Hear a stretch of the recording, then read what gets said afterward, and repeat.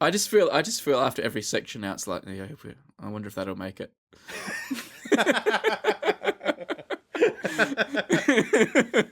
Probably not. Why do you think that, Brady? But that's also why I'm so confused about things I've talked about before on the podcast or not. Because there are things I've talked about and you've cut, and then like a few weeks later I might have like a second bite of the cherry and see if I can get it through this time.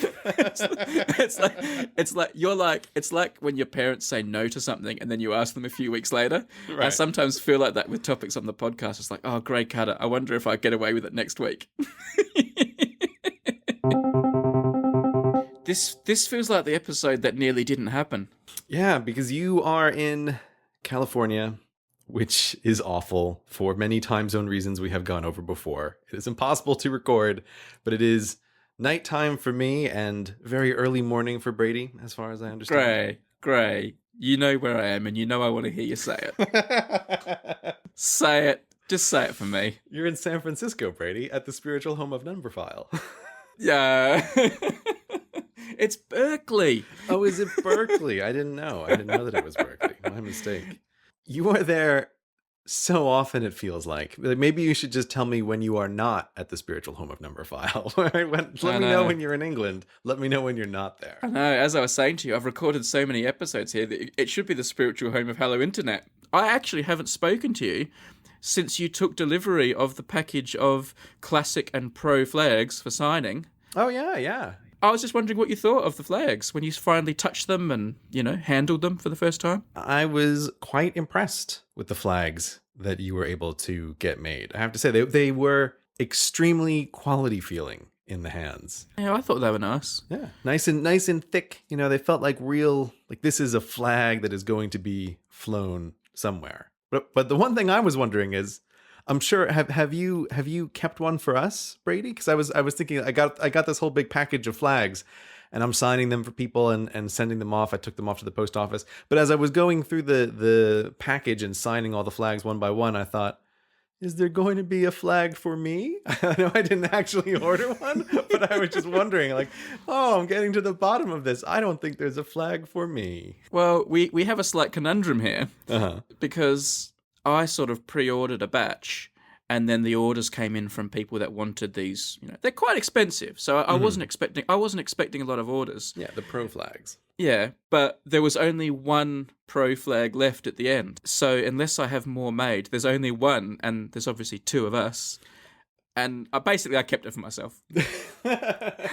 Cut a long story short. I didn't think, what would you do with it? It's not like you'd put it up in your house, or it would I didn't think you'd want one. And I thought you'd be happy just knowing I had one. I am happy, Brady, because if there was one in the box, I would have thought, that's really lovely. I'll give this to Brady for safekeeping. But you already kept one. And I don't know why. It didn't even cross my mind that you would already have one in your little Brady clutches. I was just thinking we must have just sent them all out. But no, we didn't, of course. So yes, I would have looked at it admiringly for a few moments and then sent it right back to you for safekeeping. Well, I have got one. So if we ever have another sort of public event like our Darth Vader event or something, we have one that can be sort of flown over the event or something if necessary. If necessary. I think that is absolutely necessary. Yeah. This is going to be in our rider whenever we do events in the future, that the flag must be flown above whatever venue we are going to be at. All right. And if one of us ever shuts down one of our YouTube channels, it has to be flown at half-mast and things like that. Yes, and we would request that all of the Hello Internet flags around the world be flown at half-mast if one of the channels gets shut down. Or I guess on the inevitable day when one of us dies first. Yeah. Suddenly this is feeling quite morbid, but yes. Yeah. When you inevitably die before I do, Brady, I really hope that everybody puts the flag at half-mast. That would be the respectful thing to do. I wonder if your wife would see the funny side if you died and at your funeral I gave her a folded up nail and gear flag. I think a more touching thing could not happen, Brady.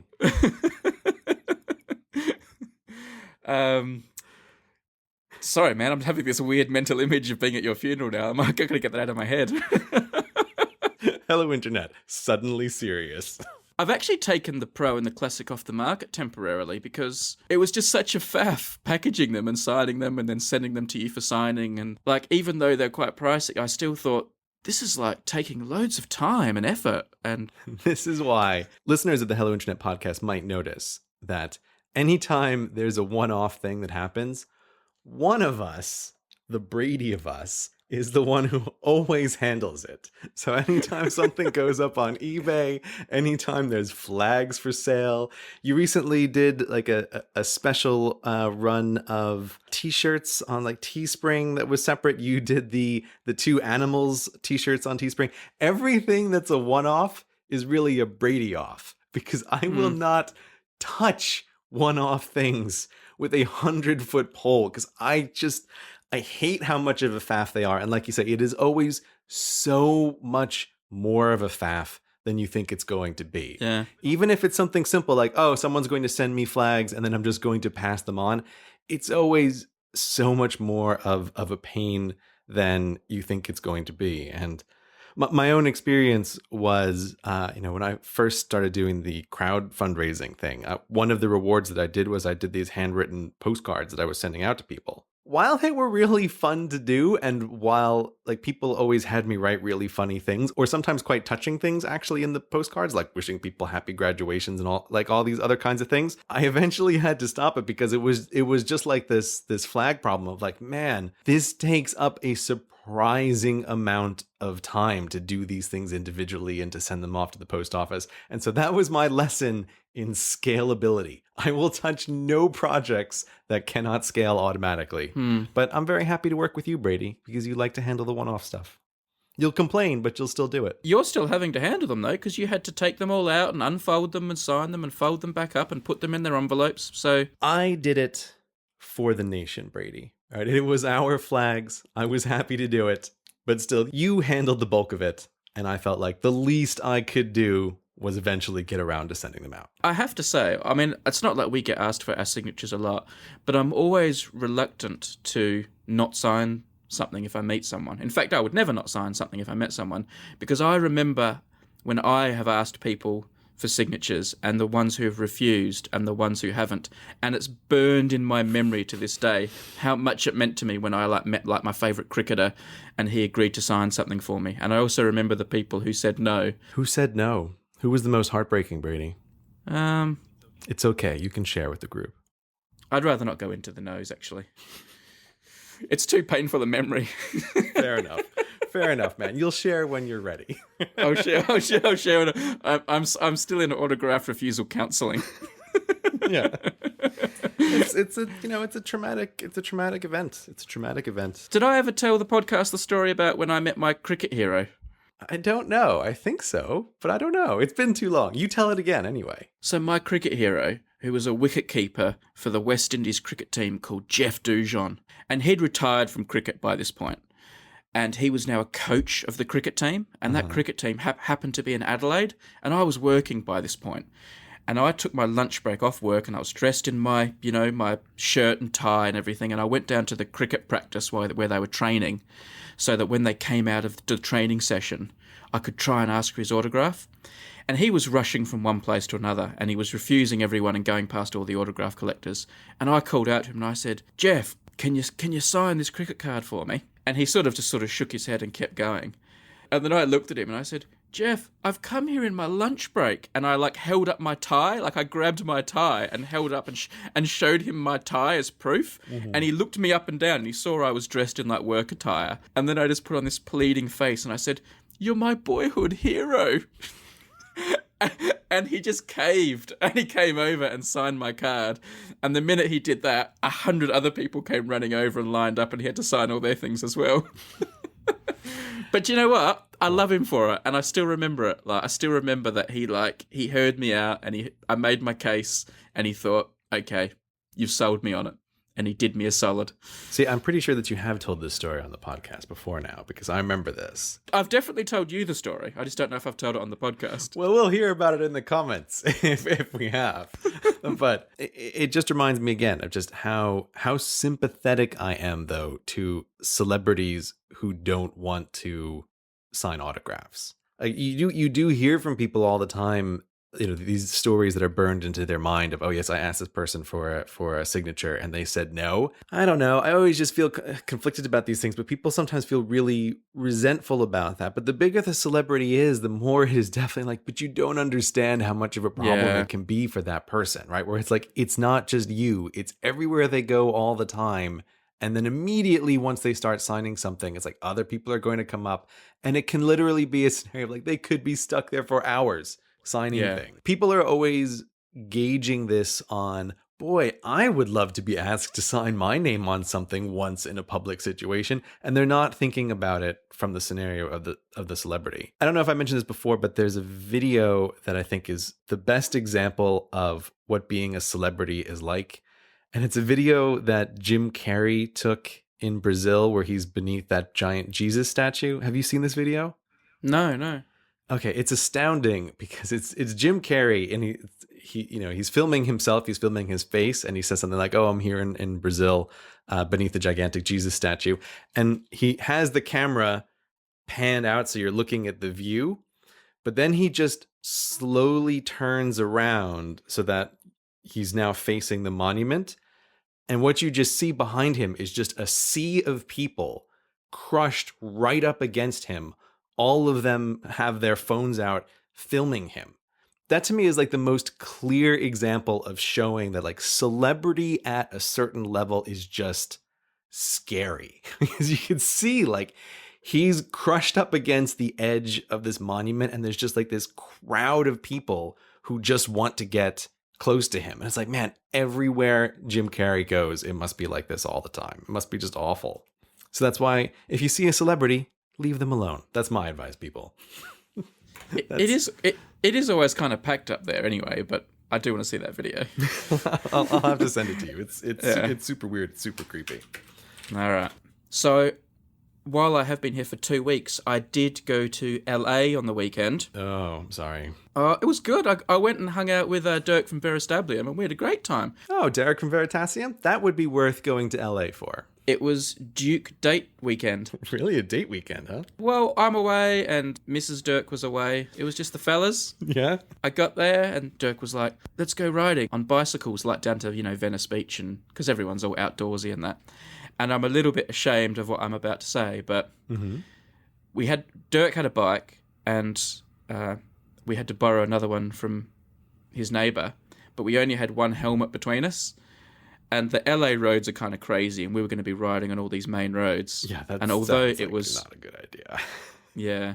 And I'd just gotten off the plane, and of course I can ride a bike quite capably, but I don't ride bikes often, and especially I don't ride them on LA roads.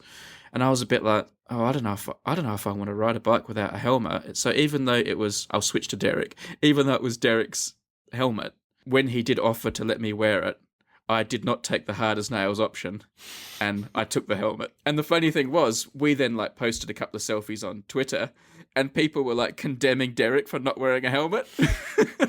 And he'd given me his helmet. He'd sacrificed his helmet for me, and he still copped it for being not safe. So anyone who saw those pictures and thinks that Derek was being unsafe and doesn't wear a helmet, he was sacrificing his pretty face and amazing brain for my inferior face and brain. Yeah, but he should catch flack for that because he was being unsafe. I don't care if he normally wears a helmet. That's still dumb. Derek, you listening to this? Wear a fucking helmet when you're riding your bike. What the hell's wrong with you, man? If I'm ever going to visit you in LA, I can't do it if you're dead. I love it when you get all mumsy and protective. I'm not being mumsy. It's just stupid. It's just ridiculously stupid. I'm disappointed in you, Derek. I'm really disappointed. And then, within 5 minutes, he was pulling out his phone and sending text messages while we were riding along as well. It was crazy. I don't even want to hear this. I don't even want to know. This is just... I told him off for that. Oh, yeah, that's where you draw the line, right? You're happy to take his helmet away, his skull protector, but the instant he gets on his phone with text messages, oh, that's over the line now for Brady. Suddenly Brady gets protective now. There was a very funny moment, though, when we were riding along. There's those, paths on the beach so you can ride along the beach. And it was all very lovely. And we were planning on seeing Michael that night of Vsauce fame. So we had to call him up. So as we were riding along, we called him up on speakerphone, and we were riding side by side while Michael's voice was blasting out of the phone, and we were like both talking to him, like looking at the phone. And it did occur to me that if there was like a bystander who was like really into educational YouTube videos, they would have thought, was that Brady and Derek just riding past? And were they watching a Vsauce video? Because it was just Michael's voice blaring out of his phone. So, and Michael sounds so much like Michael in his videos too. He's so the same person. That was definitely my takeaway the first time meeting Michael, was when you meet someone who does a YouTube channel, there's always a moment of calibrating in your brain the difference between them on camera and them just in real life. But I have never met anyone as close to themselves on and off camera as Michael. Like if you're ever in a room with him and he's talking to someone behind you, your brain can't help but always think like, is someone just playing a Vsauce video? I swear someone's playing a Vsauce video on their phone. It's like, oh no, I'm just in a room with Michael. He's just a few paces behind me talking to someone else. That's what's going on. It was fun, but we also, we really lived the Fittertron lifestyle. We went bike riding the first day, and then we walked up a mountain. We went up to the Hollywood sign. Ooh. Sweating up the hill. There was kind of a very ironic moment when we got to the top of this ridge. There was a left turn or a right turn, and the left turn would take you to this thing called the Wisdom Tree, and the right turn would take you to the Hollywood sign. Uh-huh. And we so went Hollywood. I said there's something so ironic being with you here, Derek, choosing between Wisdom and Hollywood. He's moved to Hollywood, though. Derek has chosen Hollywood. I know, he's definitely the most Hollywood. We also did go to the Wisdom Tree, but that's because it was only 100 meters away. But did it impart wisdom? I imagine it didn't. I imagine it was. It did not. No. I did not. I did not feel any wiser. Yeah, I don't know. It's why not like the tree of the knowledge of good and evil up on the mount. No, the tree of good and evil's not on a mount. Good and evil's the tree in the Garden of Eden, and there's the burning bush up on Mount Sinai. We got to get you back to Sunday school, man. My Sunday school teacher will be so disappointed. I really liked going up to the Hollywood sign. Did you, like in the movies, they always end up sitting on top of one of the letters. Did you and Derek sit on top of one of the letters and hold hands and, Yeah, funnily enough, that's not really how it works when you actually get there. Really? You can only look at it from behind through a huge mesh fence, and it's like disappointing, but it was disappointing in a way I liked. I liked sort of the grittiness and seeing like the ladders on the back of it. It's actually made of like corrugated iron, like wavy corrugated iron. And then when we got to the summit, there was a viewer. I loved it because he said, "Oh, you do number file," and then he tried to say Veritasium and couldn't say it. He was wearing a Speedmaster, so we ended up just talking about Speedmasters. I was at the Hollywood sign talking with a number file viewer, talking about Speedmasters. Like that was that. I couldn't have been happier. And he got Derek's name wrong. Derek wanted to look at a couple of open houses because I think he's looking at sort of dabbling with some real estate. So we then he and I just went around to open houses together. Like people were coming up to us saying, "Well, so what are you guys looking for?" Yeah, so this really was a date weekend. Two young guys in love looking to buy a house together. He was a super host. I tell you what, he went above and beyond the call of duty. He basically chauffeured me around, took me for nice meals, wined and dined me. Derek knows how to show someone a good time, huh? He was fantastic. So, but I'm not going to stop calling him Dirk. Can only go so far. So Gray, I really strongly think it's time that we do some follow up on guns, germs, and steel. No. Okay, listen. I know I've tucked myself into this corner here. Listen, people, we will do follow-up on guns, germs, and steel, I swear. Each time we've been preparing for the show, I look at all of these notes and all of these links that I have, and I just feel like, I just can't even. Like, I have to load all of this stuff into my brain before I can even remotely talk about it. But at least this time, I have an excuse. I have an excuse to put it off, because actually, by the time this podcast will be up, I will have probably put up the second part of the video. So at least then, okay, we'll just get it all over at once next time. But we're not going to do it this time. You're not going to drag me into it, Brady. People will have just seen the other video, maybe. God, I hope so, by the time this podcast goes up. But I'm not getting into it now. I'm not getting into it. I love when people put things off and it just piles up. Yeah, it gets worse every time. Like, as you keep putting it off, it's twice as hard next time. I lived with this mate of mine, and we used to like not do the dishes until like there was not a single dish left in the house, and then we would like have we would have dishes day where we would put on music and just do the dishes together. Mm-hmm. And I thought that was really funny, Mm-hmm. and I was telling this mate of mine about it, and he said that's nothing. He had these mates whose house he used to go to all the time, and they were like real slobby university mates. They never did their dishes. But my mate used to always sleep on their couch and use their house. So he felt a bit guilty, like he owed them something. Mm-hmm. So one day he looked at their kitchen and thought, and there was dishes piled like almost to the ceiling. Like they were just going out and buying more dishes rather than cleaning dishes, and things were getting caked on, and it was like he said it was unbelievable. Yeah. So he said, I'm going to do these guys a favor, like, and really surprise them for letting me stay in their house. And he spent all day, like, pulled his sleeves up and spent all day scrubbing these dishes, like chiseling food off them practically. Like he says he spent 4 or 5 hours washing these dishes and then piled them up all gleaming in the kitchen. And these guys came home and he sort of said, I've cleaned all your dishes. And they're like, no way. And he's like, yep, it took me 4 or 5 hours, but I've done it. And they were like, you did all the dishes? And he said, yeah. And they didn't believe it. And they went into the kitchen and they said, did you do all the dishes? And he said, yeah, I did all of them. And they said, even the ones in the laundry. And he went into the laundry and there were 4 or 5 times more dishes piled up in the laundry. They'd filled up the kitchen with dirty dishes and started moving them to the laundry. And there were 4 or 5 times more dishes again, just caked in food, piled in the laundry.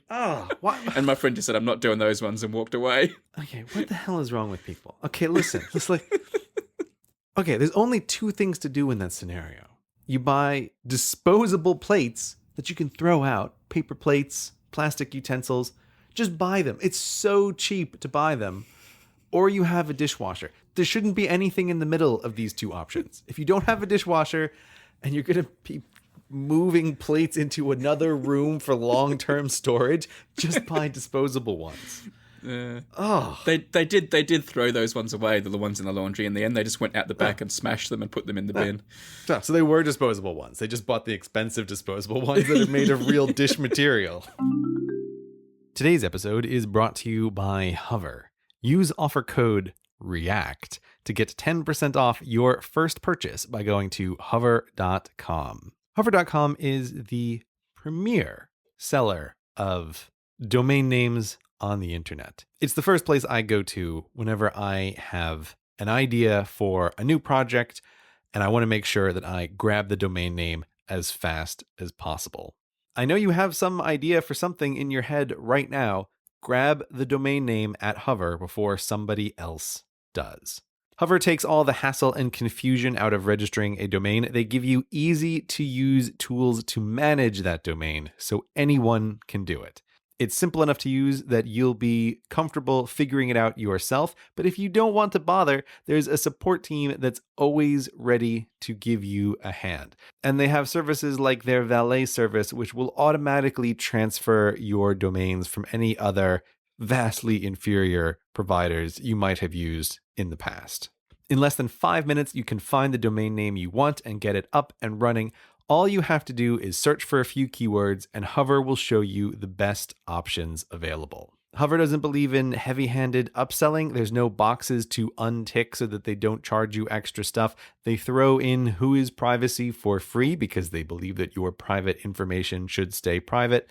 They're just a great service all around. I've said before, just look at Hover's website. Just go to hover.com and look at the nice way that it is designed. It tells you everything you need to know about them. So once again, go to hover.com and use the code REACT at checkout to get 10% off your first purchase and show your support for Hello Internet. Greyhound Corner? Greyhound Corner, anyone? Is this your other corner? Greyhound Corner? Greyhound Corner, yeah. Can that be a corner? Can I stop it from being a corner? I think not. You know, I love greyhounds. Do you? Do you like greyhounds? I like Lulu. Greyhound seems like if you and I were going to get behind a dog, if there was going to be an official dog of Hello Internet, it would feel like it would be the Greyhound, because I have one and they have Grey in their name. Like it seems like a no-brainer, or is that too obvious? I mean, I would never get a Greyhound, but you know, Lulu's very lovely. I wonder if anyone has named a greyhound CGP Greyhound. It seems inevitable now that you mentioned it. It's only a matter of time. Well, greyhounds have been a little bit in the news lately and on my mind. Why is that? I read a story yesterday that has outraged me, Grey. Outrage, huh? It is about the gambling industry, which makes a boatload of money from greyhound racing. And the greyhound racing industry is not something I particularly approve of. But obviously, these dogs, when their racing days finish, traditionally have been treated very poorly. Sometimes they have just been put down. It's pretty terrible, isn't it? That's terrible, is it? Yeah, I'm going to agree with you that putting down dogs after their racing days are over is not a good thing. The greyhound racing is just something that's really weird about it. I agree. I grew up in a place where there was horse racing, which I'm sure is not exactly like a pleasant industry, but for some reason when you grow up near-ish or hearing of a thing, it just seems more normal. And I never saw a greyhound race until I came to the UK. And that was the first time I can't remember where it was. There's some big greyhound racetrack that closed down a few years ago, and I went there with some friends because they were fans of it. And it was one of the last races. But anyway, so I saw greyhound racing. It was just a strange thing to see. Yeah. These dogs that have been bred to be like cheetahs racing. It's like it's made up too, isn't it? It's like you're right. For some reason, maybe it's just conditioning. Horse racing kind of seems normal, and then it's like you would make up for a joke. Oh, we could race dogs, or we could race, but no, we wouldn't really do that. But they do that, right? Yeah. I'm sure it's probably got a history longer than horse racing, for all I know. But it does seem strange. Yeah, but not only that, it's like, oh, we're going to super breed these dogs to be amazing runners, right? Like we're going to stretch their biology as far as we can to turn them into running machines. So there is though this sort of retired greyhound industry. Well, not an industry; it's a charity where they take these dogs after they've finished their racing days and they rehome them. That is where Lulu comes from. Lulu was a racing dog. Lulu raced, had a semi-successful racing career. She was retired. She went off to a retired greyhound trust that had the job of finding a home for Lulu, and Lulu found a home with us. The retired greyhound industry is funded by the racing industry itself, and at the moment there's a lot going on in the parliament and in the media about the betting industry not giving enough, or in some cases not giving any money to retired racing greyhounds. They have a voluntary levy, and the amount they're giving to the retired greyhounds has fallen by nearly 50% in the past decade, despite the profits being in the hundreds of millions of pounds. I mean, I guess the companies that are running the racetracks or whatever, they have signed up for a policy of self-regulation. They say, oh, don't worry, we'll choose to donate a certain amount of money towards the continued care of greyhounds. Like, is that the current state of things? Like, they're just opting to do it? That's my reading of it. It does seem like it's basically a public relations thing. I mean, obviously the greyhound racing industry can get a slap a lot for the treatment of dogs, quite rightly. And I think for PR reasons, they have these things in place. And if you go to I have been to a greyhound racing event as well. They always have like a section halfway through where they'll parade a couple of retired greyhounds and they'll talk about the retired greyhound trust. So it's obviously sort of a diffusing PR tactic to say we support these dogs afterwards. But that support is clearly waning. There's according to this article, there's one very famous gambling company in the UK called Betfair, and they announced a few years ago that they were stopping their voluntary contribution of £800,000 a year. I think this is outrageous. I read this article last night and I was so angry, and I thought, people need to know this. I wish more people knew it. And if only I had some way that I could tell lots of people about this. And then it sort of occurred to me, I do a podcast with CGP Grey. Maybe I'll mention it there. And I don't know, I don't know what I want to happen or people to do, but I just want to say, this is outrageous. Greyhounds are wonderful, wonderful animals, and this makes me angry. So do you think that the betting companies should be required to pay for the greyhounds end of life or rehousing? Or what do you think is the ideal outcome here? I think they should be forced, and this is what's being debated in Parliament, I think, making this sort of levy and payment compulsory and not just a voluntary PR thing. I think the people who are making all this money out of the greyhounds should be doing more to rehome them. And I think if this company, I think if the industry's making £237 million out of greyhounds, I think a reasonable chunk of that should be going towards making sure that these greyhounds have a nice life afterwards and don't just get killed and have their ear cut off so that people can't see the tattoo in the greyhound's ear and know who killed it. That's not unreasonable, is it? Okay, so I got a couple questions here. Go ahead. I probably won't have the answers. I'm just like stirred up by an article. Right, stirred up. No answers to anything. Yeah. That's how internet anger works, isn't it? It's outrageous. The bare minimum of facts, maximum emotion. Right, exactly. I love dogs. I have one of these dogs. Yeah. No, this is like I have been following this for a while. I've gone to Greyhound charity events, and we've been very involved in patronage for retired greyhounds. So this is very close to my heart. Obviously, it seems to have just bubbled to the surface a bit lately. There's been a few stories going around about mistreatment of the dogs, and abandoned dogs found with this ear missing and things like that. And it's got me stirred up. The thing to me that this immediately strikes me as is an externality. In economics, there's a cost that a company doesn't want to bear, but they are a producer of that cost. So it's like, okay, so you have this industry which churns through the greyhounds, but then they don't want to pay for the retirement of the greyhounds, right? But they want to take all of the profits from the prime life of the greyhounds.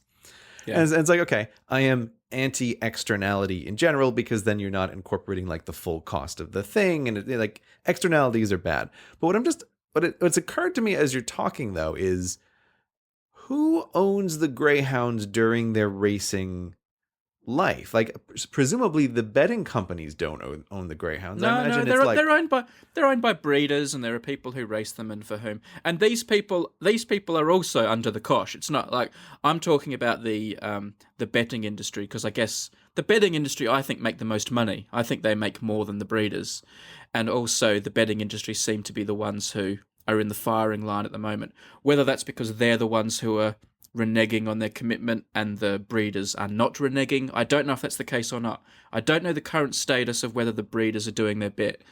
And so it's the betting industry that are getting slapped around. But you are quite right. These are bred by, people who race greyhounds for a living.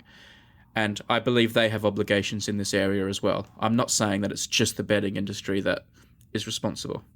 But the betting industry is what drives this industry. Like, if the betting on greyhounds ended tomorrow, I think greyhound racing would end within a year. Yeah, that's why. But I was just wondering, like, who are the players here? And it just occurred to me, like, it seems unlikely that the company. Again, I don't know anything about this, but just thinking through, like, okay, someone else must own these dogs. The players are the breeders, the tracks and the entertainment around them, the people who sell beers and meals to people who can watch it, the betting industry. Presumably TV and media, although I don't know how much that is supplementing the gambling and how much people just watch for the fun of it. But there are multiple stakeholders here who are extracting value, to use a Greyism, from the dogs, and I think they should put some value into their retirement. If you were emperor for a moment here, would you allow the greyhound racing industry to exist? And you get to determine what percentage should go to happy greyhound retirement? Or if you were emperor, would you ban greyhound racing? Well, that's an interesting question. I mean, obviously, because I have a greyhound that I love, like, I'm glad that the industry existed before, because it brought Lulu into existence. So, right. But if I was emperor, became emperor tomorrow, that would put me in a very interesting conundrum. That's why I'm asking. I don't know. My first instinct was to say, stop it. Mm-hmm. But if I was emperor and all-powerful, I mean, I see how much pleasure Lulu gets from running. She's never happier than when she's running really fast. She was bred to love that.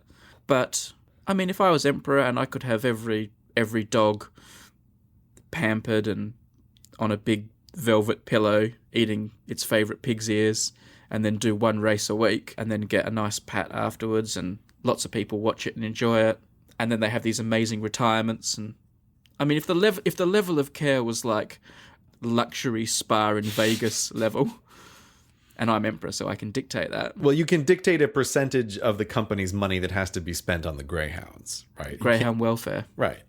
You can't, I mean, unless you're going to start taxing people to just take care of greyhounds, like you're taxing the whole nation. I think you might then have some problems on your hands there. But you could say like, 50% of your profits have to go into greyhound luxury services. Like that's what you can do. Part of me says stop it, we shouldn't be using animals in this way. But I eat meat, and I don't know, Gray. I don't know. That's a really good question. I think if I became emperor tomorrow, I would phase out greyhound racing.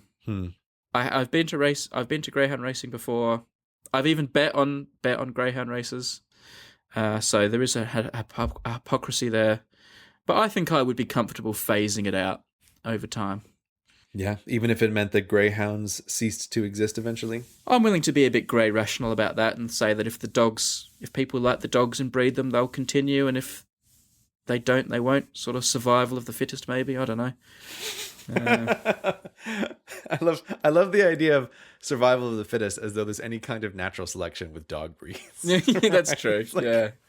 So this is the world's most perfect example. It's more like survival of the cutest, or survival of the most appealing to humans. Yeah, or at least appealing to a subsection of humans, right? Like this is the most anti-natural selection that there can possibly be.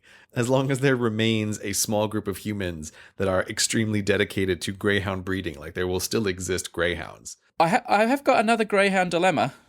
Oh yeah. On a recent holiday, Lulu was running on the beach. Lulu loves running on the beach. That is her nirvana. Mm-hmm. And I was filming her with my iPhone, and I was filming her in slow motion so that I could watch some great, glorious, majestic footage of her running along the beach. And she was running towards me at absolute top speed, and there was a puddle on the beach that she couldn't see, and I was oblivious to it as well because the water was very clear and still. And when she stepped into this puddle, she had the most spectacular crash you could imagine. You've seen the footage of it. See, she smashed down head first onto her neck. She rolled onto her back. She slid for about 2 or 3 meters on her back across the wet sand. Audrey, my little chihuahua who was watching, had to leap out of the way because she was about to get cleaned up like a skittle by a bowling ball. And for a split second, I thought Lulu had broken her neck and she was going to die. But straight away, Lulu jumped up, shook the sand and water out of her coat, wagged her tail, and was ready for more running. She was absolutely fine. And as soon as I realised she was fine and ready for action, the thought also occurred to me, I just filmed this in slow motion. and I looked up to my wife with a smile on my face. She was just completely distraught and worried that Lulu was hurt. And I just looked at my wife and said, I've got that on film. What a good dog owner. And she was a bit disappointed. She was like, all you care about is filming. And I said, look, she's absolutely fine. And she's wagging her tail. She wants to run. We put her on the lead for 10 minutes because we were worried that maybe she shouldn't run. But she just wanted off the lead. She wanted to run. She was absolutely fine. This happened a number of months ago. And I am yet to do anything with this footage other than show it to a few of my friends. Mm-hmm. Because part of me now feels like it would be wrong of me to take advantage of her mishap. I've been torn about whether I should put this up on YouTube for people to look at and have a laugh at, or I should just save Lulu's embarrassment. Lulu's not going to be embarrassed. No, I know. Of course she's not. I know she's a dog. But I've felt a bit torn about it, but I think maybe the time has come to put it on YouTube, and I just want you to hold my hand here for a minute and tell me it's okay. It's okay because Lulu is fine. And I have never seen a more magnificent filming of anything, human or animal, tripping up and just totally crashing in the way that she does in that video. And again, the very fact of poor little Audrey realizing what's occurring and running to get out of the way and just making it. The video is just perfect in every way that it could be. You have to put this up on YouTube. It is going to be a freeboot central when I do it, isn't it? Oh, yeah, without a doubt, it's gonna be everywhere immediately. But it's amazing the fact that it's in, like, it would be a great video if it was just a regular video. The fact that you happened to be filming in slow motion when this occurred it's like winning the lottery. It's filming something like that. You have to put it up. Maybe I should put it up and somehow do it for the Greyhounds. Do it for the Greyhounds. Whatever you got to tell yourself, man. Just get this up on YouTube. Right? Like, you're going to do it for the Greyhounds. You know, you're going to donate the money that's raised from that to the Greyhound Trust. Whatever, man. Just like put it up. Put it up. It's great. Yeah, for the Greyhounds? Sure, whatever. You can sign off on your conscience with that one. I do secretly want people to see it because it's so amazing. But yeah, of course you do. And I've been hearing about this for months now, right? It occasionally comes up. You're like, ooh, should I put that video up? Just do it. Go ahead. Here, look. Here's the thing. Yeah. You know now, we're doing this podcast. I promise you, Brady, I won't cut out this part. So this is going to go up. And then people are going to harangue you for it if it's not in the show notes. So you have to put it up now, okay? But is this its moment, or is this a chance just to build up more anticipation? Because now it will be disappointing. I mean, even Grey bigged it up. I'm giving you what you want, which is that I am checkmating you into having to put this video up so that you can feel that you don't have the responsibility of this. You're doing it for the Greyhounds, right? You're in the moral clear on this one, Brady, because I'm putting it in the show. Thank you. You're a good friend. I'm a good friend who bullies you when you need it. You didn't bully me. You gave me what I needed. This episode is brought to you by Harry's. Harry's offers high-quality razors and blades for a fraction of the price of the big razor brands. Harry's was started by two guys who wanted a better product without paying an arm and a leg. They make their own blades in their own factory in Germany. These are high-quality, high-performing blades crafted by shaving experts. That's the kind of line that I just wouldn't believe if it was anywhere other than Germany. But those Germans, they're just great engineers. Harry's will give you a better shave that respects your face and your wallet. The best thing, of course, is that you don't have to go to the pharmacy or the supermarket to buy those razor blades. They just come to your door. You don't have to leave the house, and they're half the price. It's the best. They have a starter set, which is a great deal. For $15, you get a razor, moisturizing shave cream or gel, and 3 razor blades. When you need more blades, they're just $2 each or less. They have great packaging, nice heavy handles, and classy designs. So give them a try today. Take a look at that starter set. Check it out. Go to harrys.com and use the promo code HI to save $5 off your first purchase. Thanks to Harry's for supporting the show. The EU-UK referendum date has been set. I believe it's during the Glastonbury Music Festival, which I intend to be at. So that is a spanner in the works if I intended to go to the polling stations. I think it is June 23rd. And so, yes, it is a in-out vote on whether or not the United Kingdom should stay in the European Union or if it should leave. Is it that cut and dry in or out, or is it sort of a bit watered down and we're voting to consider leaving and there'll be more steps, or is it really, black and white, binary? I attempted a little bit to look into this, and it with so many of these things, it gets so complicated so fast. But my impression is that a vote on leaving the European Union would start the mechanics of actually the UK leaving. Right? It's not like, boom, on that day, suddenly it's out. It's a bit like if the Scottish independence referendum had gone differently. That would have been the start of presumably a possibly multi-year long project of Scotland to eventually become independent. And I'm guessing that the same kind of thing is going to be the result of this vote one way or the other. Yeah. But it's on, we seem to like to track referendums and votes on this podcast. And so now this is another thing that is going to be coming up, something that we can have on our radar for the future. It's a great tragedy that Hello Internet is not in one of these podcast networks, because if we were, we could have had a postcard referendum, let the people decide if we should withdraw from our network. Like we could have mirrored it like we did the flag referendum. But that's not to be. There's not really anything Hello Internet can be in or out of, so we haven't really got like a something that we can sort of secede from. No, that's because we are our own independent nation here, Brady, right? We're not in any of these coalitions. Yeah, we're a mighty nation. Yeah. So I think like there's a million questions about this. I'm secretly hoping Grey's going to make a video, but I don't know if he will or not. He doesn't tell me these things. But the $1 million question is this: do you think the UK should be in or out? Can you vote, by the way? You know, that's actually a good question of if I can vote. My current voting status is entirely based on this funny arrangement that the United Kingdom and Ireland happens to have with their citizens. Like, it has nothing to do with the EU.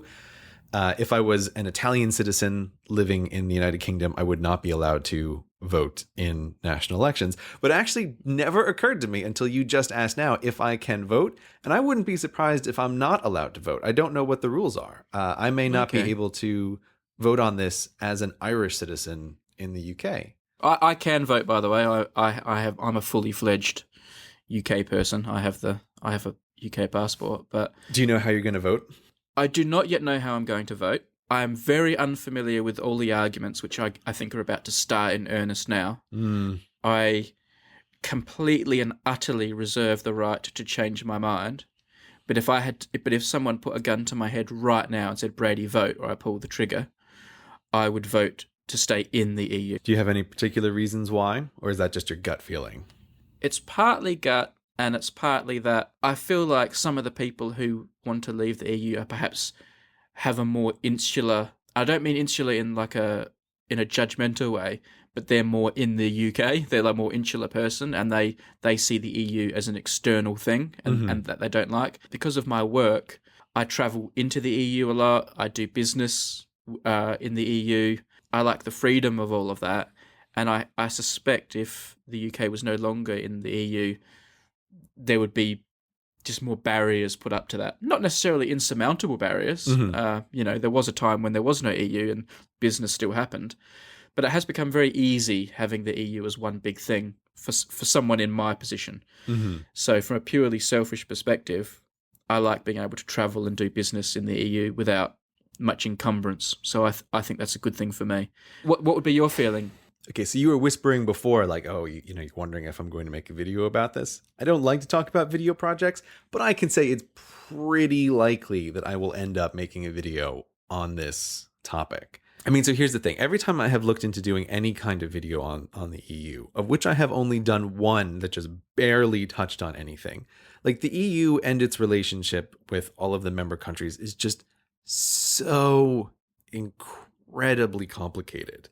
And I used to be very much more pro-EU than I am now after having looked into a whole bunch of stuff about it, because looking into the details of how the European Union operates, it's like, oh, a bunch of people I used to dismiss as kind of crazy people about how the European Union is super undemocratic. Like when you actually dig into all of the details about how the whole system works, you go like, it kind of is an undemocratic governmental body. Like they just have so many weird ways that so many unelected people make decisions. So I do not dismiss the criticism of the EU out of hand. Like it's the whole thing is very, very complicated. It's definitely also like, aside from its kind of, overriding structure, it is a very flawed body. Like I certainly could criticize things the EU do and the wastefulness and things like that until the cows come home. But like you say, that's not the core argument. I don't know. The thing is, we're not getting a vote on changing that. Right. We're just getting a vote on leaving it. Right. That's exactly it. Like there's an in-out vote, and there's like a superstructure that maybe you like or maybe you don't like.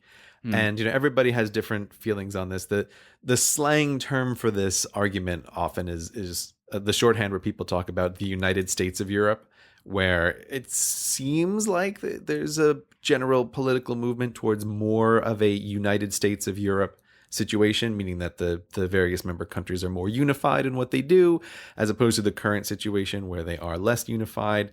It's tied up in all of this complicated argument about like, what do you want the European Union to be? And do you want to continue to be a member of that?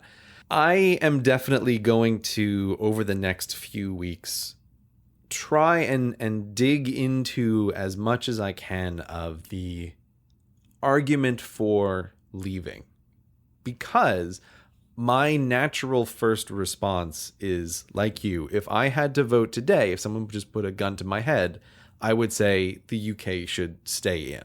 Like, that is my natural position on this. I think that leaving would be a mistake.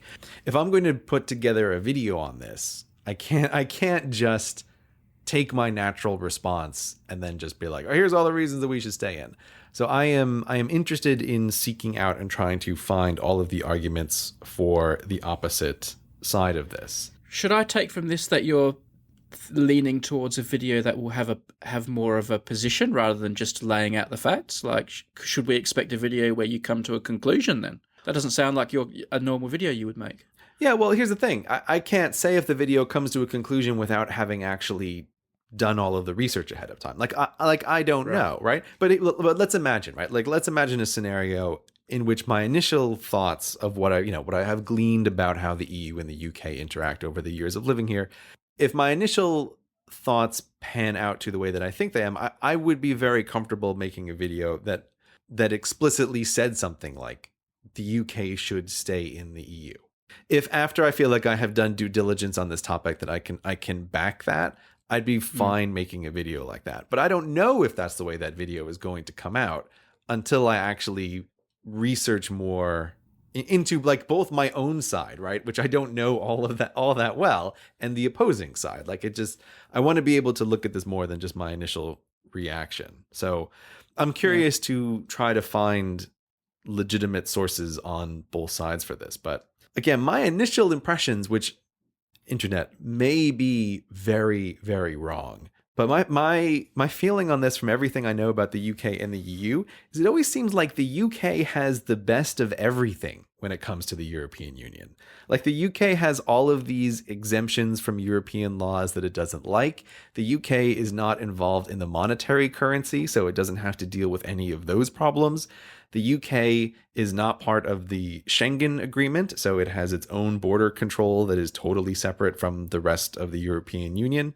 It seems like all of the things that the kinds of people who want to leave the EU talk about, it's like, but the UK already has a lot of that stuff. Like, it already has control of its own currency and borders and many of its own rules. I don't see the potential gains of leaving outweighing the costs, like the benefit of being integrated with the European Union, with the ability of being able to do business much more easily. That's my initial thought on it, but I could be wrong. Like, there could be things that I'm not considering here, but those are my initial thoughts as of right now. But like you say, as the weeks and the months go on and people start having more arguments about this and I start looking into it more deeply, like, I may change my opinion on that, but I think my vote would be to stay in.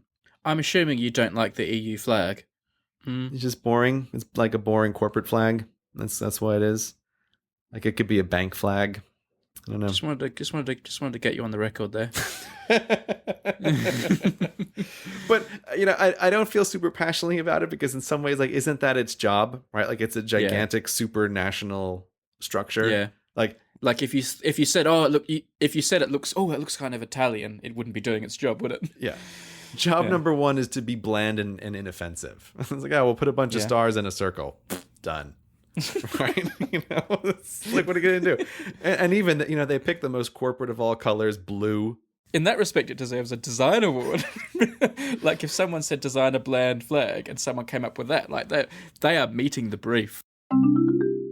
Today's episode has been brought to you by Squarespace. This must be the simplest way to create a beautiful landing page, website, or online store. They've got easy-to-use tools and templates. Anyone, and I mean anyone, can create a stylish webpage that's easy to maintain. I use Squarespace myself, both for my own blog and the daily website featuring our postcards from the Hello Internet Flag referendum, so you can check them out as examples of what I mean. when I say anyone, even with my limited skills, can do it using Squarespace. I think most people have an idea for a site or portfolio, some sort of project they'd like to showcase online, and Squarespace is your ultimate solution. Now, for 10% off your first Squarespace purchase, go to squarespace.com and use the offer code HELLO when you check out. Now, that offer code not only helps us here at Hello Internet and you get that 10% off, but there could be an additional benefit that I never thought of. Here's an email that comes to me from Corey. Here it is. I've got it here in front of me. This is what Corey said. Today, on my way to work, my car broke down. The tow truck came and picked me up and drove my car to the shop. He told me, I assume this is the driver of the tow truck, not the tow truck itself. He told me that it would cost $175 to hook it up and $5 a mile to get it to the shop, about 20 miles away. And all it should have cost me $275. However, on the ride, he asked me what I did, and I told him computer stuff. His wife is opening her own dog grooming business and needs a website, and asked if I knew how. I promptly filled him in about squarespace.com and even gave him the promo codes for your podcast and 10% off. He was so appreciative of the help that he knocked off $25 and didn't charge me for the miles, turning my $275 bill into a $150 bill.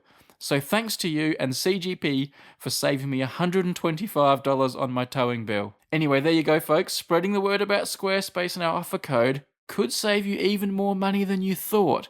That's not guaranteed. It only happened for Corey, but it's a nice story. What is guaranteed is 10% off your first Squarespace bill when you go to squarespace.com and use the offer code HELLO. Get that website started today, and thanks to Squarespace for their support of Hello Internet. Have you seen all of the kerfuffle over the YouTube system lately? It seems like a lot of people are making videos about how they don't like how things are working at YouTube. Have you been following this at all? I followed it a little bit. I mean, I've been living at Grey. We haven't talked about this. Yeah. But I've been at the center of a freebooting storm in the last week. Oh yes. I had a video that I posted to YouTube, get Facebook freebooted big style, to such a point that it became a trending topic on YouTube. I think it was the third biggest trending topic on Facebook, while I was just a victim. Partly coincidentally, but well timed, I was contacted by the Wall Street Journal that was doing an article about freebooting. Oh yeah, and wanted some. I was sort of recommended to them by other interviewees. I don't think they sought me out, but no, I'm sure they sought you out as the world expert on freebooting. Well, I'm not an expert on freebooting, but as the coiner of the word, as some people may realize, I think I have a special place in the pantheon of freebooting. I was thinking the other day though, like, you know how I joke around, brag about how I came up with this word that's taken off. Is that something one should brag about? Like, if I invented the word murder, would I be proud of that? Maybe not. Maybe this isn't such a claim to fame, I'm realizing. Maybe it's a claim to infamy. Okay, you know... I love it when you go... Well, it's it's like sometimes you say these things and I don't even know how to respond to what you're saying. You really do. It's just like you've thrown this Brady wrench into my brain and all of the gears are clogged up my brain is trying to think like, okay, how do we explain to him that coining the word is not the same thing as participating in the thing that the word is going. But then another part of my brain is going, that does not need to be explained to me. He must understand that, right? That does not need to be explained to me. But what I'm saying is, if you invented the word murder, would that be like a nice... It's like if a disease gets named after you. That's not a good thing, is it? But see, like the very way you phrase that just makes my brain go back to, he knows that it's not doing the thing, right? Like Lou Gehrig didn't bring Lou Gehrig's disease to the world. It's named after Lou Gehrig. No, exactly. But he's like forever associated with it. Right. Like I don't think people are there blaming Lou Gehrig for this disease, but he's associated with it. And if we could bring him back and ask him the question and say, do you want this disease to be known as Lou Gehrig's disease? This is a bit different now because it's actually named after the person, but still there isn't a. Yeah, this is the classic Brady maneuver of taking something and turning it into a vastly more extreme version of itself. Where it's like, yeah, I'm much more likely to agree here. But if we go back to your original example of like inventing the word murder, how could anyone possibly object to that? Like, oh, I invented the word murder. Oh, okay, well done. I mean, no one really cares. Because you would forever become associated with murder. Like when you looked up murder. You know what on is Wikipedia. great about this, Brady? You know what is great about this? When you talk about like forever associated with this, we've clearly come to the point long ago, maybe even a year ago now, where the vast majority of people who are using the word freebooting have no clue who you are, man. Right? No, So of course. It's like you have this idea of like, oh, I am forever associated with this. It's like, are you though? You are already long relegated to the dustbin of linguistical history here, my friend. Right? It is only this corner of the internet that has any idea that this was you. Grand visions of yourself. Oh, the Wall Street Journal is contacting me because of my freebooting associations, right? Don't be mean. Don't be mean. You're being a meanie. I think I'm reflecting you back to you. In 1,000 years, like obviously every time someone says freebooting, they don't like think of Hello Internet. But in 1,000 years, someone might say, why did they start calling it freebooting? And like some academic might start researching and stumble over it. And like no one will care about, like I don't think people are ever going to find out that like what I did, like in my job, or that I made videos or anything like that. So like this one thing, like a thing. Now you're tricking me into making it sound more grandiose than I think it is. No, this is what you're thinking. Again, you're envisioning people 1,000 years from now remembering who you are. Right? No, I'm not. I'm just making the point that do you want to be associated with coming up with something that is a negative thing? I feel like you understand, but you're pretending not to understand. No, this is you really don't understand. This is our fundamental problem. It's like the more you talk, the less I have any idea what you're trying to say. It's like you invented freebooting, man. You know, be happy about it. In the future, people will look up the root meaning of the word, and for a brief second, they will read your name in a book long after you're dead and forgotten. And I imagine you're the kind of person that would bring some sort of pleasure to. I don't think that's the case. But I do like to think that the things I do aren't for nothing. Mm-hmm. Like I don't think my whole purpose for existing is so that I can earn enough money to buy tomorrow's dinner. I do like to think there's more to me than just sustaining myself until my heart stops beating. Mm-hmm. But I don't want people to be like reading about me in encyclopedias or anything. I have no visions like that. But I'd like to think that there is a bit more to me than the next meal. Right. Than just your negative association with freebooting. I was just thinking about it. Anyway, I did this short interview with this Wall Street Journal person. Mm-hmm. And the position was, and this is my position at the moment, is I'm just exhausted by it. Like, and like I just don't care anymore. And all these people were tweeting me and emailing me all these, you know, have you seen now this website's taken it, or this player's playing it, or it's on all of these Facebook pages now. And this was over the weekend actually while I was with Dirk, and I was saying to him, I wish that they weren't telling me. Yeah. And like I don't want people to stop telling me because knowledge is good, but I almost wished that they didn't, because it just became like cognitive load, and I didn't want to get all upset and go to the mattresses over it. I just was like, I just don't want to know. Like this is just what happens now. So this Wall Street Journal guy called up, and I think he was hoping that I'd be all fired up and go on a rampage. And I was basically saying to him, look, man, I'm just exhausted by it. It's just like you're just half depressed. Of the course now. Yeah, he's calling up the saddest man in the world. Yeah. And he asked me a few questions and got me fired up. So I made a few wisecracks towards the end, and I'm sure that's the only thing that will get used in the article, if anything gets used in the article. And I will come across as like an angry wisecracker. Yeah, that's why you never talk to reporters. Like you should know that. If I don't come across this way, I think the overarching theme of me on the issue of freebooting now and copyright is one of jaded exhaustion, and I'm just being beaten down. I've just been beaten. He said to me, it seems like the way forward for the YouTubers, or some YouTubers think the way forward is just to start putting all their videos on Facebook so that other people don't put it on Facebook first. Mm-hmm. And I just said that would just be, what a tragic way for the war to end if they win the war that way. Yeah, but I mean, the thing is, it's a serious consideration. Of course. And it's a thing that I have totally tested out. I mean, a couple of people who follow me on my Facebook page will notice that I have occasionally tested putting native videos just up on Facebook for the exact same thing of like, can I at least be the first person to post my own goddamn video on Facebook and try to get some number of views from that?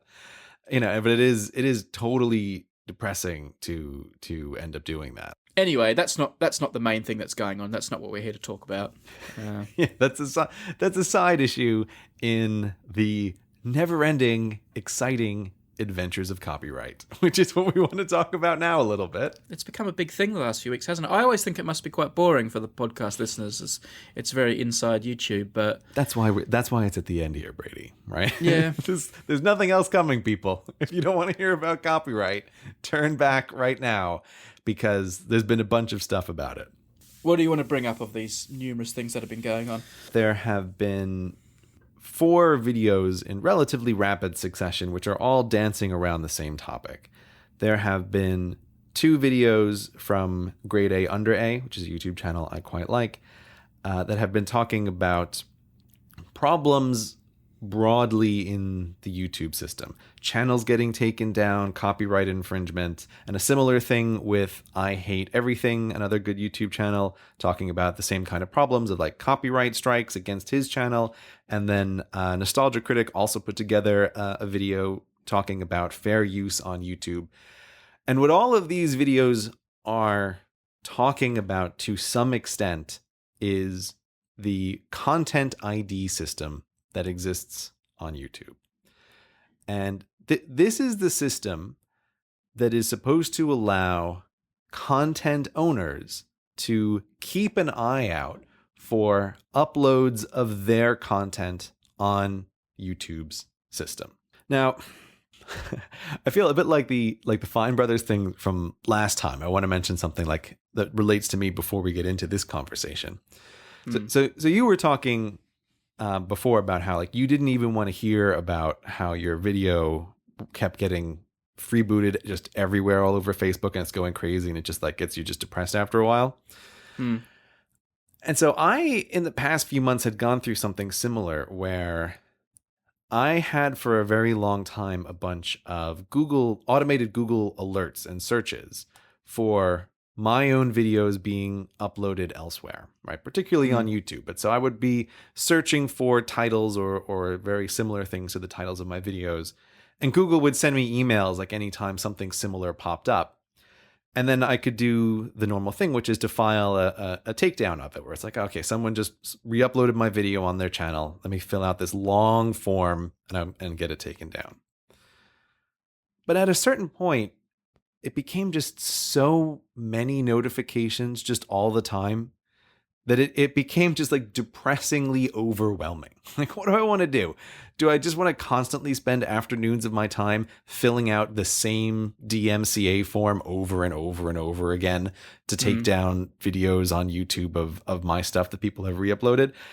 And so I basically like turned off a bunch of the alerts because my feeling was like, you win, freebooters. Like, I'm just giving up. I just don't care. Right. I don't even want to know anymore that like, oh, this has been uploaded here. That's been uploaded there. Yeah. But then I realized like, oh, but wait a minute. Isn't this the whole point of the content ID system that YouTube supposedly has, is that people who are rights holders can do this in an automated fashion? Like, isn't this the idea of this thing? And so I tried to reach out through a couple of the contacts that I have at YouTube to be like, hey, I know that I'm not one of these big multi-channel networks that you guys love to work with, but like, I am a content owner. Like, can I please also use the content ID system to try to do automated recognition of when people upload my stuff? And long story short, I have a meeting with YouTube in a couple weeks that they're going to see if they can set this up for me, right? I'm already in that, Gray. I know. This is one of the many frustrating things with YouTube, right? Is like their seeming capriciousness. And so some people are in, some people aren't in. I seem to be in some bizarro in-between land where I need to convince them that I should be able to use this system. Like, I can't, like, you were talking in the last episode about people who can just, like, press a button and have other people's videos taken down. I haven't got that. Right. But if someone re-uploads my videos, it will be identified, like, automatically, and that person, I don't know what happens, that person gets some kind of notification. I actually don't really look at it. It's very automated, and I never really see it much, and sometimes I'll log into something and it will say, oh, so-and-so, pinched your video. But I mean, that's only for YouTube, and I don't think the problem is as big on YouTube anymore. I think the problem is much bigger outside of YouTube, and that's that's just a free-for-all. We have no control over that. It's partly why, like, when YouTube creators are talking about the problem of Facebook freebooting, kind of implicitly what creators want is something similar to Content ID on Facebook. And so I bring all of this up because I want to have this as the starting point for this conversation, because it's very easy when people are complaining about the system to complain about big companies giving copyright strikes, right? This is almost like whenever I talk about politics, or if I do a video on politics, I never want to talk about the specifics, because as soon as you talk about the specifics, the conversation is like, it's over before it's begun, right? Because then people are thinking about their team and how they want their team to win. So what we have on YouTube is like, without thinking of specific teams, you have these two broad groups, right? You have people who are making videos and people who want to use fair use content in their videos. So people who do like movie reviews, or there's a whole genre of people that fall into the sort of extremely broad category of reply videos, which may or may not be fair use, but let's say like a certain number of them definitely are. Like, there are people who want to make videos and who should legally be allowed to use clips from other people's videos to do so. And then on the other side, you have content owners who want to be able to protect themselves from people just endlessly re-uploading their material. These are the two sides, and YouTube wants to make these sides happy, right? Like, in many cases, like, they're the same side, right? It's people like upload videos and they also want to protect their own videos. Like, it's a very, very complicated case. But the thing that I didn't quite realize before this latest kerfuffle is just how far the Content ID system is really bent in favor of content owners. Like, the structure of the way Content ID works vastly, vastly favors the owners of the content and disfavors creators. But creators are owners of content. I know, right? Like, so like, I don't quite understand. I have a power when I create content that if someone steals it, I can try and take action, and the person at the other end fears me like I'm a hawk that's going to swoop on them and protect what I made. But I am also a mouse. Every time I upload a video, I live in fear that someone is going to, wrongly, I hope, accuse me of stealing content. So I am both people every day of my life. It's like, how do you balance this thing? But here's my view on like the system level problem of what's going on. Let's say right now, like, you, dear listener, like, you are creating a YouTube channel, and let's say you upload a video in which you have some unarguably like fair use material in it, right? So you upload some video, you have a little clip from a TV show that you're reviewing or whatever, right? The way the current system works is that the owner of the material that you have used can automatically lay a claim on your video, which, to keep things very simple, will basically means they're going to get any money that you would have earned from advertisements on that video. Right? Yeah. So they can claim the video. Now, the reason that this is an unbalanced system is because you, as the video creator, can then start a process which says, oh, but this is fair use. Like, I want to appeal this. I want to work through this whole process and say like, oh no, this is totally fair use. That process can take quite a while to happen. It can take up to 3 months, like depending on how super long companies want to wait. Like if they want to wait until the absolute last moment, because there's like a 30-day window and there's like there can be 3 replies back and forth. It can take forever. But the point is that all that while the video has a claim on it, the person who made the claim is earning money off of the video that you have put up. Yeah. And if you win your claim, you don't get any money back. That is nuts that the person who laid the claim keeps the money throughout that. And then even if the original little battler wins and it was fair use, they don't get the money for that month or 3 months. That is totally crazy. But the thing that compounds it is that you as the person making videos, you can only challenge 3 of these claims at a time. Let's say you have a back catalog of like 100 videos, and one day you wake up and discover that all 100 videos have been claimed by some media company saying like, oh, whatever, you have our material in here, right? Yep. You have 100 videos that are now earning money for the person who's made the claim or the company that has made the claim. You are earning no money on any of those videos. You're only allowed to challenge 3 at a time. And this means like, okay, you can be looking at like years before you could clear all of those claims if they all take the absolute maximum of time. And so this is where the system is horrifically unbalanced, because it's like, okay, content owners can lay an infinite number of claims, but for some reason YouTube has decided to put this arbitrary limit on how many claims a channel can fight at once. And so like, okay, we have this ridiculously unbalanced situation where if you are a company that has access to this whole content ID system, like you might as well just lay claim to everything. Like you can set up the system to have rules about what do you want to do, how many seconds do you want to allow of content before the system automatically flags it. You might as well just say like, oh, allow no seconds worth of time, like any use is not fair use, claim everything, and just have the bot go automatically laying claims across the whole of the YouTube landscape. Yeah. And then you just start collecting the money from that. Like there's no incentive for the claimant to have any kind of respect for fair use.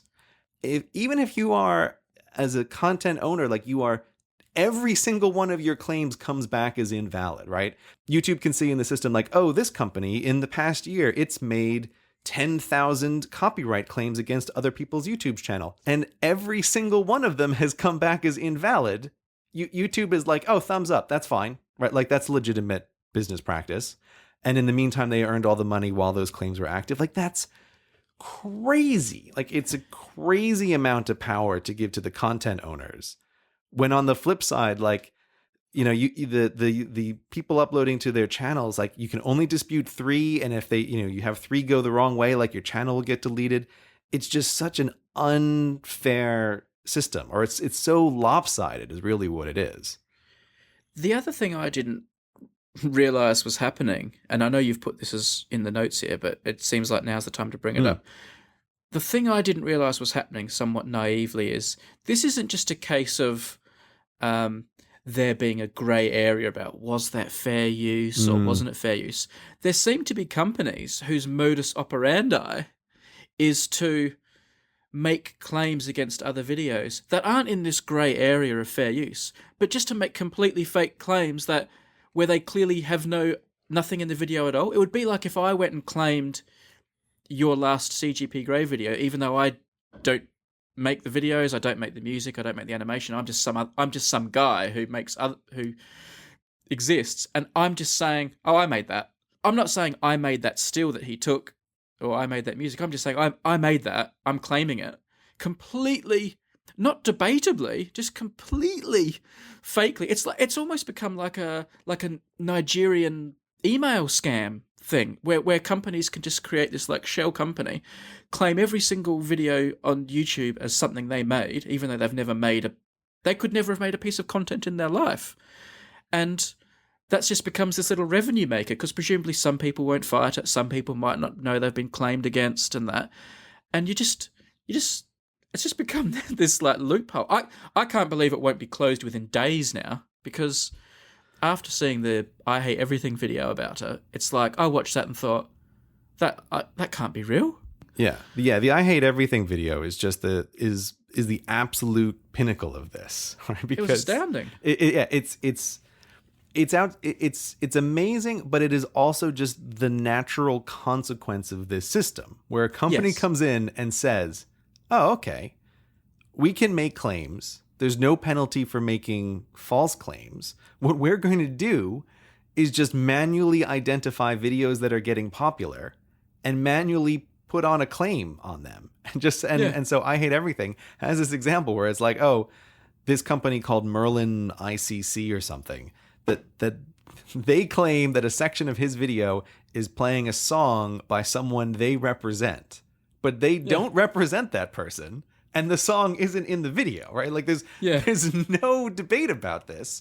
But nonetheless, the way the YouTube system works is like, oh, okay, but that was I Hate Everything's most recent video. It was rapidly running toward 1 million views, but this company Merlin ICC something, like, because of this dumb system, like, they get to make all of the money. I Hate Everything won't get any of that money back when the claim is proven to be false, and YouTube just has no consequences to making false claims. Like, that to me is the real core of this. Like, you can't have, like, Content ID should be this system that is trying to balance these two parties, right? And to keep everybody happy.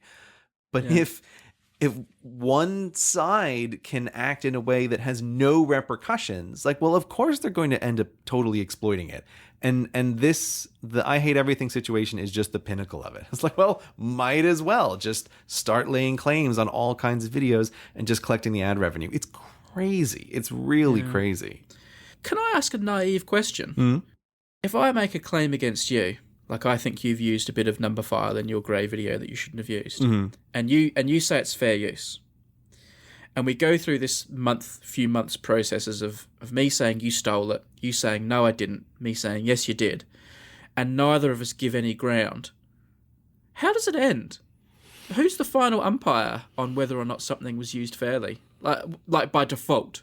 So my understanding is that it's the person who is claiming it is fair use is the default winner. So I would have to take you to court in the end. That's right. After 3 months, it will, if no one gives, after 3 months, the fair use claimer wins, or it goes to court. Part of what is being decided in these documents that are going back and forth is that the person who has made the video is basically setting themselves up to be sued and to lose really big if a court finds that it's not fair use.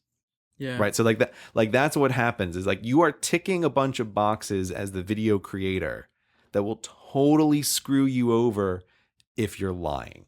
So that's why I think it defaults towards the creator being the default victor, because it's like, oh, okay, well, they've put themselves in a situation where they're screwed. You can take them to court if this really is a big problem, and it's over for them, right? They're not going to win.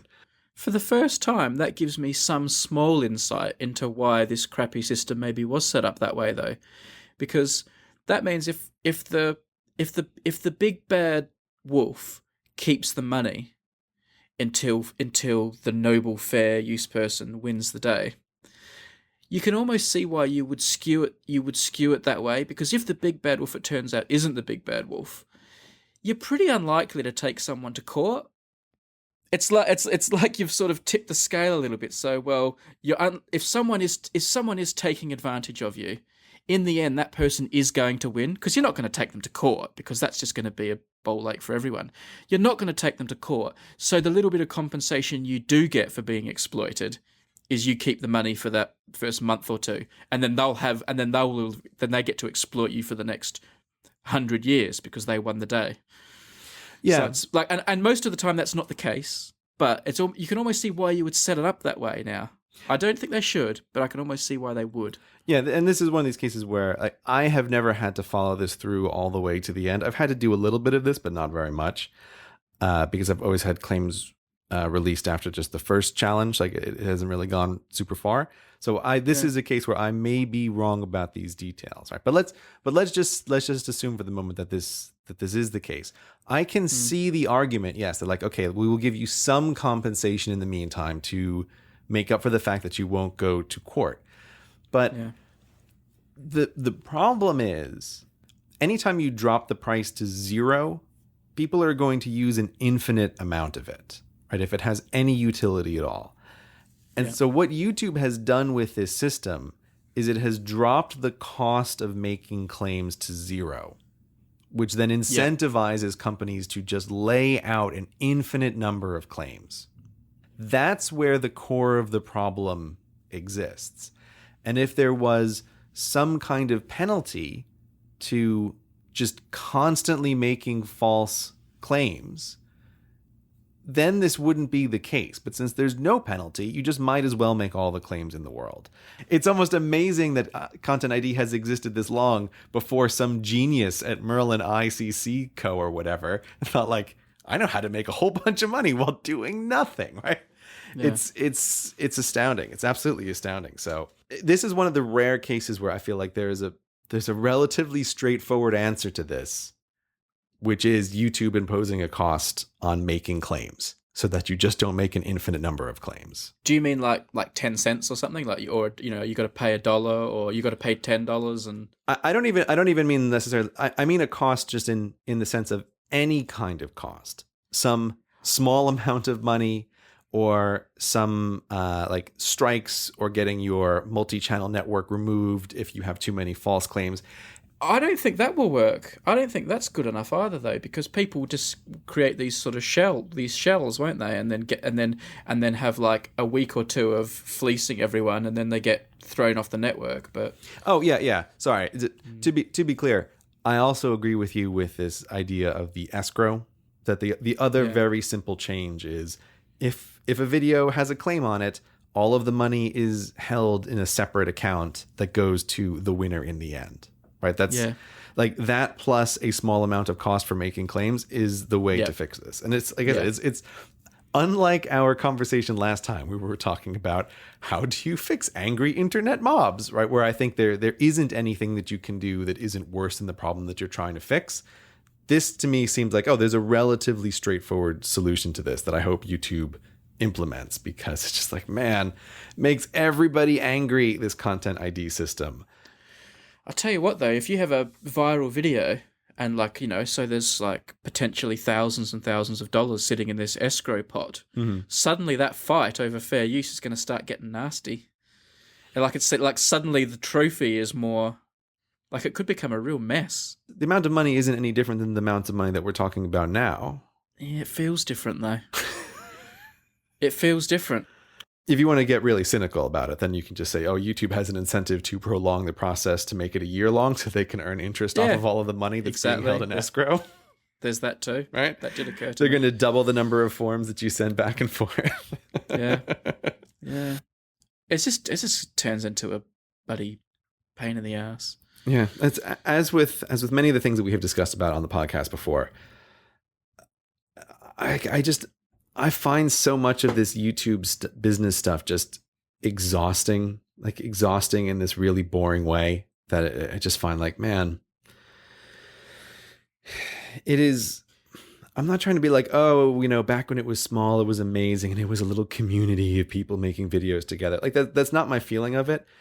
But I don't know. There's just something about like all of the layers now that are involved in like, I just want to upload a video on YouTube, but it's like, but there's multi-channel networks. Like, and if you want to be a creator, you need to sign up for one of these mafiosa style multi-channel networks. And if you don't sign up for one of these multi-channel networks, then you have like this whole other big set of problems to work with. And then there's YouTube on top of it and this Content ID system and gigantic media companies moving in. And it's just, I don't know. It's all very busy. Like there's so much stuff to keep track of, and there's so much stuff to worry about. It's and you're better at that than me. At least you can kind of do that. I can't. I'm just rubbish. Yeah. It's absolutely. It's just absolutely exhausting. Like it's just so much to think about, and coming back to fair use, just to be Yeah. controversial and get people upset for a second. Oh yeah, please do. I think most people misunderstand fair use. Oh and yeah, I mean obviously. yeah, and we've talked before about how saying fair use doesn't automatically mean it's fair use, but this would be much less of an issue if there wasn't. Maybe I've just become more aware of it, but it feels like it's becoming a bigger and bigger thing, of people just being like derivative and unoriginal. And I know people are going to say, "Hey man, everything is a remix," and that's like a trendy thing to say. But like, if everyone just makes their own stuff, if people just create instead of doing what they call create, which is reacting or reviewing or twisting or changing what other people have made, this would not be such a big issue. But I think it's lazy. And I know that's the controversial thing to say because it's an act of creation to transform someone else's creation. But I think it's lazy, and I think because it's easy, more and more and more and more people are doing it. And it's what's creating this storm around what's fair use and what's not fair use and what's copyright and that. It's because everyone's just being a lazy bones, taking the work of what is probably becoming a proportionally a smaller number of people who actually make new stuff, who actually go out with a camera and film things, or who sit down and write like a script or sit down and animate something.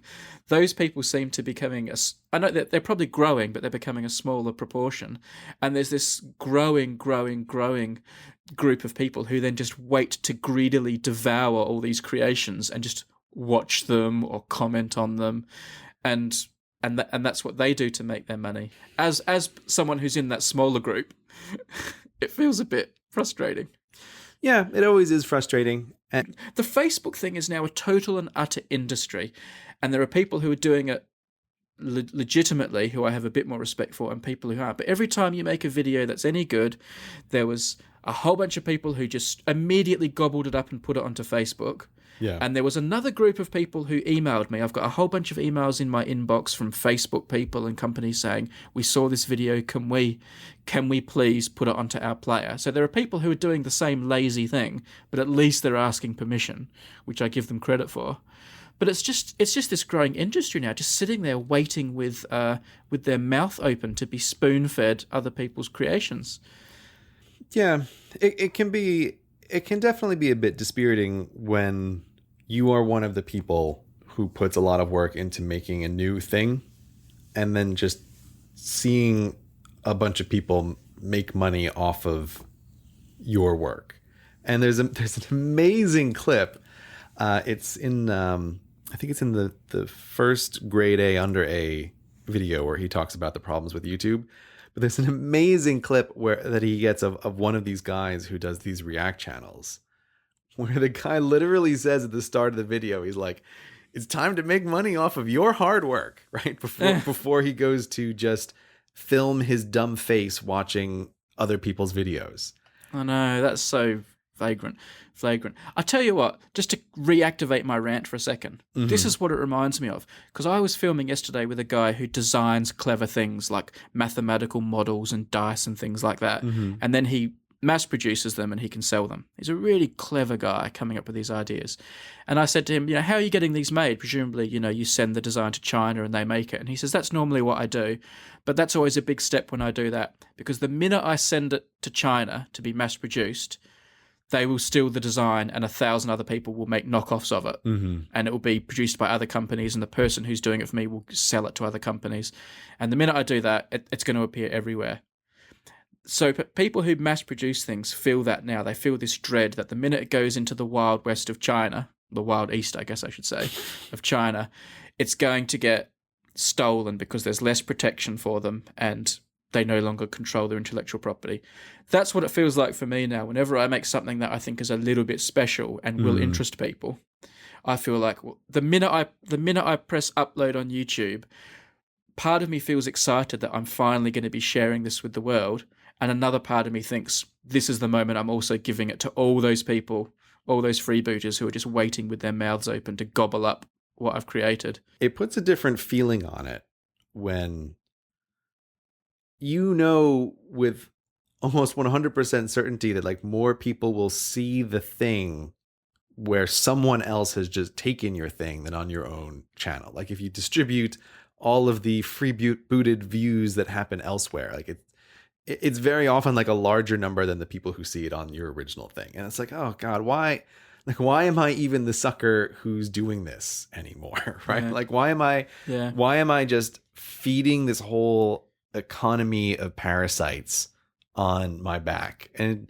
yeah, it's dispiriting. And like you say, I mean, really, I even feel like in the past few months has turned into just this remarkable industry of looking for things that are popular and then just leeching off of them.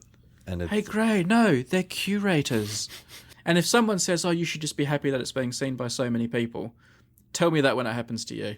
yeah, that's exactly right. And no one ever feels that way when it's their own thing. But so yeah, I don't know. It's like I was saying before, I feel a bit weirdly defeated in this whole process of having deleted all of the alerts that I used to keep on top of other people uploading my stuff, where it's just like, man, it's just too much. I just can't deal with this. And then also just finding myself in the situation of like, man, I don't want to set up the YouTube content ID system. Like, this is not another thing that I want to deal with. But it's like, okay, I guess I'm going to go into a meeting with YouTube and have this done and figure out how to make this work and like plead my case for please allow me to try to make claims on my own videos that are uploaded elsewhere. But it's like, I just feel like I don't want to do this, but I've been forced into a situation where I just have to, because it happens just way too much, And I just like, oh yeah, I mean, you have to. I mean, your channel's easily massive enough for that. But I tell you how ingrained it has become. When I'm filming, I'm already thinking ahead to how I'm going to edit the video. Sometimes I'm already thinking what the title of the video will be. Sometimes I'm even thinking what the thumbnail could look like. It's just like the way my brain works.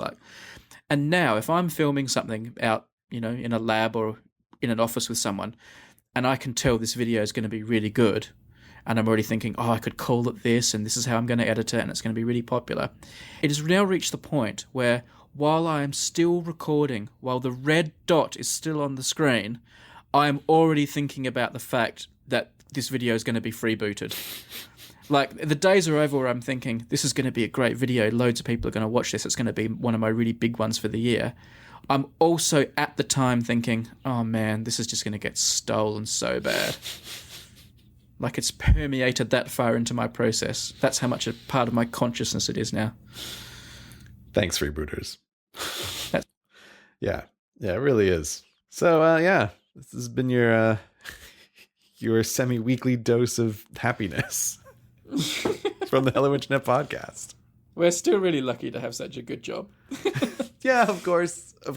Like, that's always the thing. But it is the defeat in our voices is the acknowledgement and the recognition of this like economy that we are feeding into with our own creations. Yeah. That is the thing that just suddenly feels different about it, as opposed to a lot of the earlier conversations that we had where it's like, oh, individuals are uploading our own stuff. And it's like, oh no, now there's just a whole economy about this and tying into the YouTube content ID system. It's like, now there's even this absurd length of people making money just straight off the work of channels like I Hate Everything with false claims where there's like this they're not even uploading anything, right? They're just able to literally steal the money from a channel by putting in a content claim. And you know me, Brady, I don't like to use the word stealing frivolously, but I think a lot of this stuff with this content ID system is like, no, that is stealing. Like, that is money that was as close to that person's pocket as it could possibly be before you diverted it into your own pocket with this false claim for which YouTube will never punish you. You're a stealer. Do you know who we sometimes sound like? And I am aware of this. Oh no. We sound like the music record companies did 5-10 years ago when things like Napster and all this stuff started. And I didn't feel piles and piles of sympathy for them. Like, I saw what was happening was wrong, but I didn't think, you poor record companies. I thought, well, you make money anyway, and okay, this is unfortunate, but it's sort of just a thing. And that's exactly what we sound like now. Don't you think? See, I agree with you, right? That there is a certain sense in which we sound like the record companies, right? Part of what I think was the record companies' problems was their refusal to acknowledge how things were in the world. And that was why I had like no sympathy for them. And this is a thing that I try to be aware of. That's why, like, for example, I'm like, I want to set up Content ID because I thought like, okay, the way I was doing things is just totally unsustainable. And the other thing is as we discussed before, like this is partly why I feel like I'm just kind of giving into Facebook at this point a little bit tepidly. Because like, okay, well, if my videos are going to be all over Facebook anyway, they might as well be my videos, right? I might as well post them on Facebook. Isn't that sad that you did that before they found a way to reward you for enriching their site? Isn't that sad that they won the battle that way? Yeah, I mean, it really is, but it's also partly why like I have tried to change my business over time to adapt to that. Pulling aside the curtain for a little while, part of this whole like recognizing things are getting freebooted everywhere thing is one of the big decisions about why I was so late to this party, but I finally said like, okay, I am going to put embedded ads at the end of my videos. Like I must have been one of the last big channels on this train, but I decided to do it in no small part because I was already thinking like, okay, well, Facebook, I won't be able to earn any money from advertising on Facebook because they don't have any kind of revenue sharing plan. So the only way that I can make money if I'm still posting my videos on Facebook is if there is an embedded ad in there. And then I can count those views as part of how I sell the advertising to who is ever sponsoring those videos. But like this is why like I've been trying to change my business very slowly to adapt to this new situation. It's like I don't want to put my videos on Facebook, but I also just can't stand like a rigid statue and refuse to bend or recognize the changing environment around me, because that way lies doom.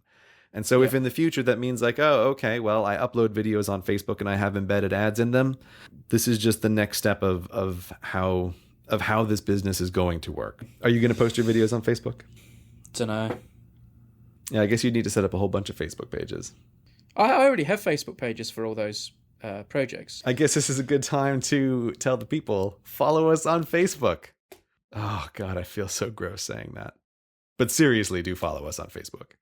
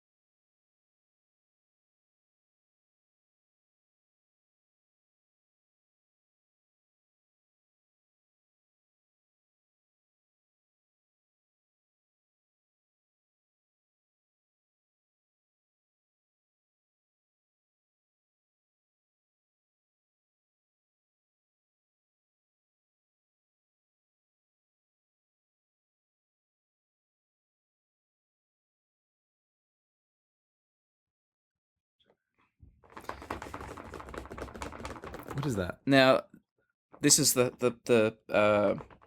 like the armrests on my chair are a bit noisy, so I'm gonna have to. Something, always something. There is always.